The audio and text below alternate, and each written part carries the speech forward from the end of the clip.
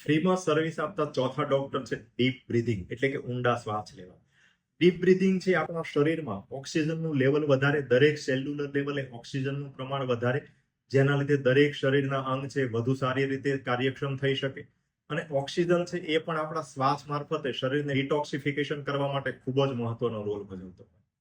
Deep breathing છે એટલે આપણું બ્લડ પ્રેશર કંટ્રોલ કરવામાં, એટલે કે ઓછું કરવામાં મદદરૂપ થતું હોય. આ ઉપરાંત ડીપ બ્રીથિંગના લીધે આપણી રોગ પ્રતિકારક શક્તિમાં વધારો થતો હોય, એટલે કે ઇમ્યુનિટી સારી થતી હોય અને પાચન શક્તિમાં પણ સુધારો થતો હોય.